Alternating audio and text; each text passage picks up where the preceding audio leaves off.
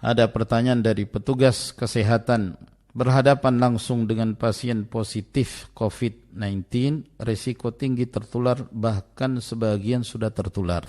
Yang kedua, tidak berani pulang karena khawatir membawa virus ke rumah. Yang ketiga, beberapa kasus lingkungan sekitar mereka mengucilkan keluarga mereka karena dianggap keluarga bervirus.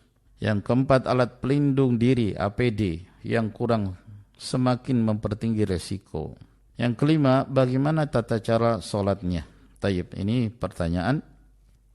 Yang pertama, saya ingin memberi apresiasi kepada pemerintah kita yang telah bersungguh-sungguh untuk memerangi virus ini dan berusaha semaksimal mungkin untuk melakukan tindakan-tindakan yang disertai dengan himbauan kepada masyarakat agar melakukan hal-hal yang dapat menyebabkan terputusnya rantai penularan dari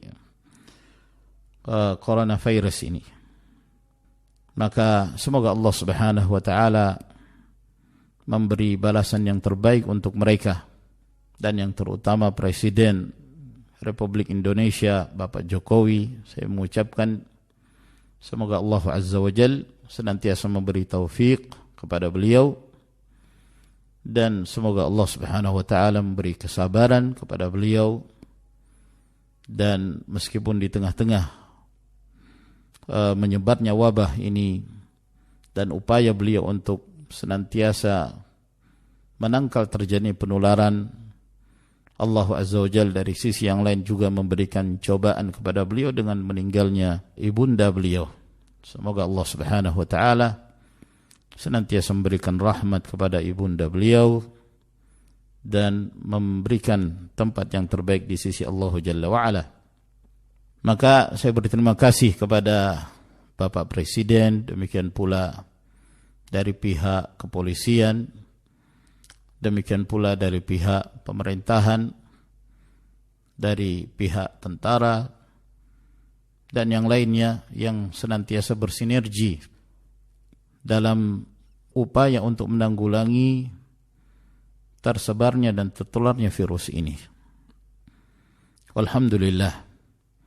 Yang kedua, saya juga ingin memberi apresiasi dan ucapan terima kasih kepada para petugas kesehatan dari kalangan para dokter, para perawat, dan sukarelawan yang lainnya, yang mereka juga saling bersinergi bersama dengan pemerintah, yang sesungguhnya mereka benar-benar berjihad dalam perkara ini, ya.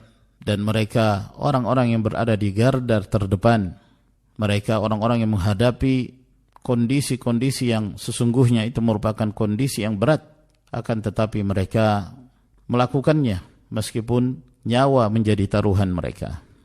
Semoga Allah Subhanahu wa taala memberikan taufik kepada mereka, dan terkhusus dari kaum muslimin, para perawat kaum muslimin, para dokter kaum muslimin, agar bersabar dan mengharap ridha Allah Subhanahu wa taala.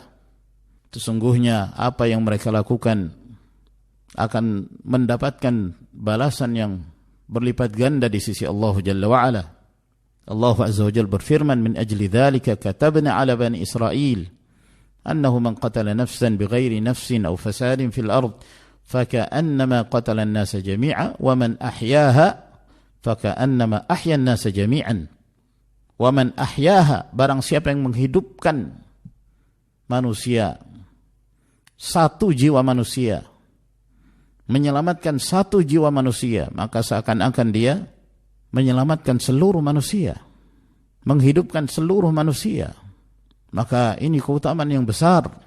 Hendaknya mereka melakukannya dengan penuh kesabaran dan penuh keimanan dan mengharapkan ridha Allah Subhanahu wa taala. Dan mereka yang kemudian dalam aktivitas menegakkan tanggung jawab ini, lalu mereka juga tertular penyakit ini, maka hendaknya mereka bersabar, sabar dan mengharapkan ridha Allah. Dan apabila Allah Azza wa Jalla menghendaki untuk mengambil jiwa mereka, maka Semoga Allah Subhanahu wa taala menjadikan mereka meraih pahala sebagai seorang syahid di sisi Allah Azza wa Jalla. Maka yang wajib adalah bersabar, dan hendaknya seseorang berupaya untuk meluruskan niatnya. Dia melakukan itu semata-mata karena Allah, mengharapkan ridha dari Allah Jalla wa Ala. Kemudian ditanyakan bagaimana tata cara salatnya, mengingat ketika masuk shift dan sudah mengenakan APD, itu alat pelindung diri atau yang biasa disebut hazmat, mereka baru bisa melepasnya setelah selesai shift. Makan, minum, buang air harus mereka tahan. Apakah tayammum dan tetap ber-APD atau diberlakukan jamak? Shift 1 pagi sampai siang, kemungkinan memakan waktu zuhur, bahkan bisa lewat waktu zuhur baru selesai. Shift yang kedua masuk setelah zuhur dan selesai melewati salat isya jam 21 ke atas. Shift yang ketiga dari malam setelah shift 2 sampai pagi melewati waktu subuh. Mohon nasihatnya. Ya, dalam hal tentang pelaksanaan salat, maka Allah Subhanahu wa taala dan Rasulnya sallallahu alaihi wasallam telah menjelaskan tentang tata cara salat bagi ahlul a'dzar, orang-orang yang memiliki uzur.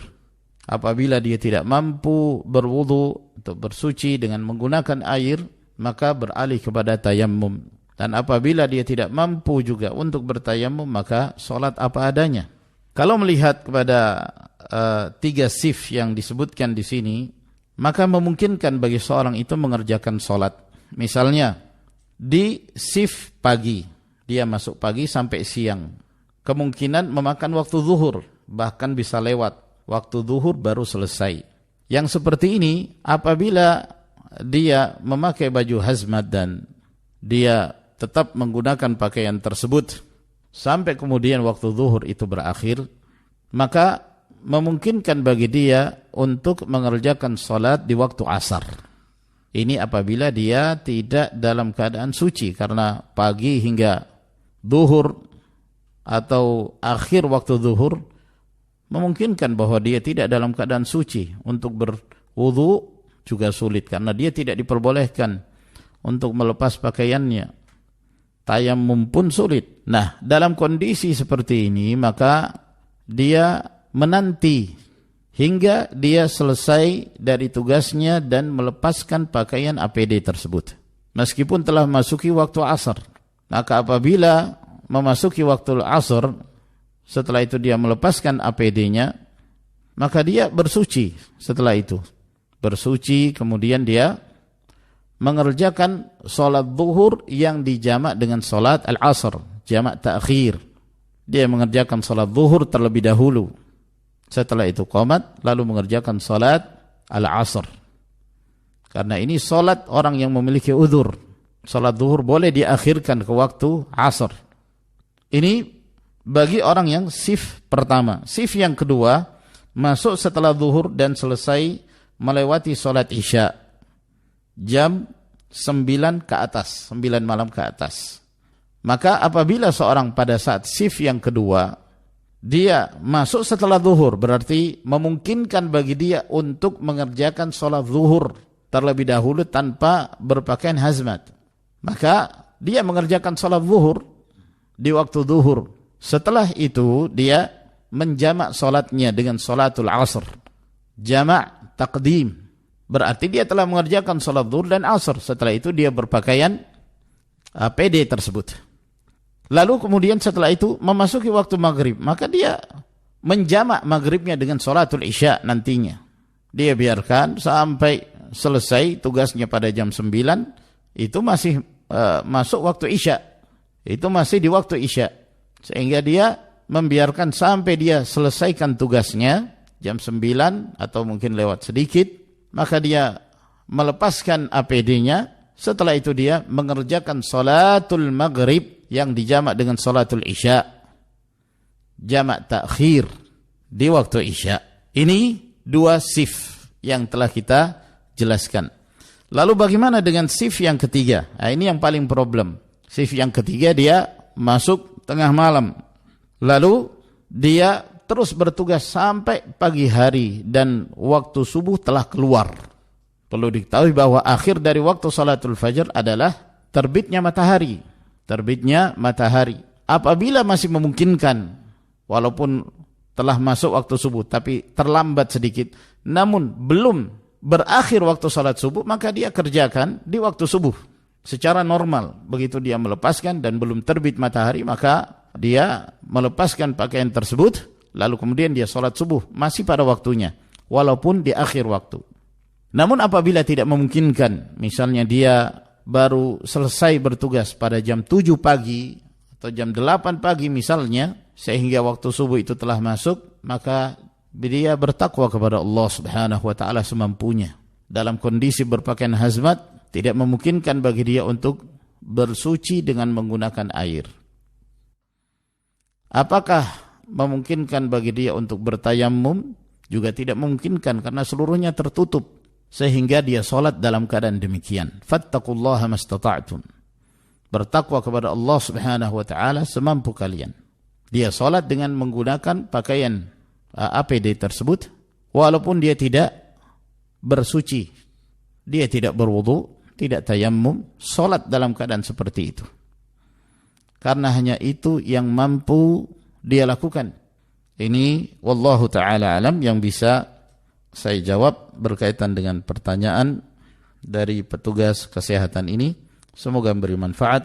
Dan saya tekankan lagi bahwa pada bagian yang terakhir, salat subuh harus dikerjakan pada waktunya. Tidak diperbolehkan dia mengakhirkan menegakkan salatul fajr sampai keluar dari waktunya, yaitu sampai terbitnya matahari. Tidak boleh. Jadi solusinya bahwa dia mengerjakan di saat memasuki waktu subuh, meskipun dia dengan pakaian APD tersebut tanpa bersuci. Wallahu taala a'lam. Apabila hanya itu yang mampu dia lakukan, dia bertakwa kepada Allah Subhanahu wa taala semampunya. Sampai di sini ma'asyiral muslimin rahimakumullah, semoga memberi manfaat. Wa akhiru da'wana alhamdulillahirabbil alamin. Sallallahu ala nabiyyina Muhammadin wa ala alihi wa sahbihi wa sallama tasliman katsira. Wassalamu alaikum warahmatullahi wabarakatuh.